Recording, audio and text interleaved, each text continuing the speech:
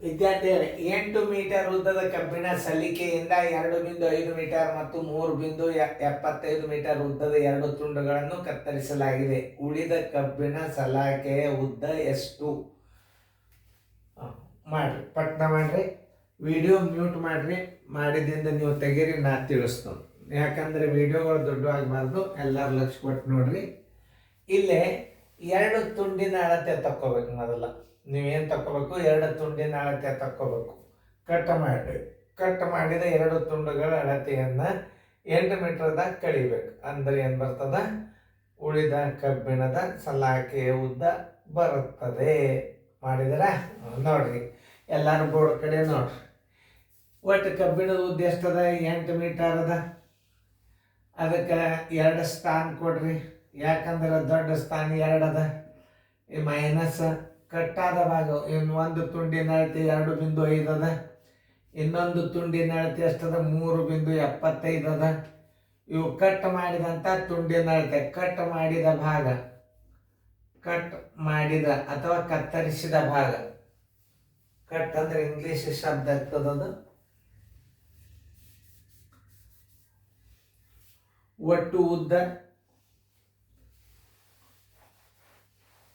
ಒಟ್ಟು ಸಲಾಕೆಯ ಉದ್ದ, ಸಲಾಕೆಯ ಉದ್ದದಾಗ ಮೈನಸ್ ಕತ್ತರಿಸಿದ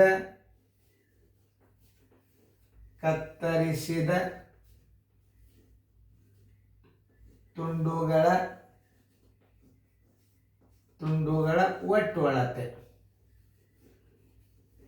ಒಟ್ಟು ಅಳತೆ. ಏನ್ ಮಾಡ್ಬೇಕು ನೀವು? ಒಟ್ಟು ಎಷ್ಟದ? ಒಟ್ಟು ಸಲಾಕೆ ಉದ್ದ ಎಷ್ಟದ? 8 ಮೀಟರ್ ಅದ. ಮೈನಸ್ ಒಂದೇ ತುಂಡವನ 2 ಅವನ ಅಂದ್ರೆ ಒಂದು ತುಂಡಿನ ಅಳತೆ 2.5, ಇನ್ನೊಂದು ತುಂಡಿನ ಅಳತೆ 3.75. ಇಲ್ಲಿ ಸ್ಥಾನದಲ್ಲಿ ಈಕ್ವಲ್ ಮಾಡ್ಕೊರಿ.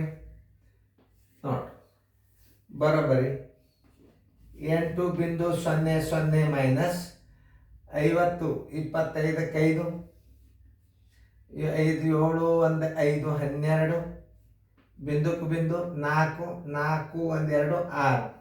ಒಟ್ಟು ಕತ್ತರಿಸಬೇಕಾದ ಭಾಗ 6.25. ಬರೋಬ್ಬರಿ 10 5 ಆದರೆ 5, ಕೈಲ ಬಂತ 1, 10 3 ಆದರೆ 7, ಬಿಂದುಕ್ಕೆ ಬಿಂದು ಕೈಲ ಬಂತ 1, 8 7 ಆದರೆ 1.75 ಮೀಟರ್. ಉಳಿದ ತುಂಡಿನ ಅಳತೆ ಬರೋಬ್ಬರಿ ಉಳಿದ ಕಬ್ಬಿಣದ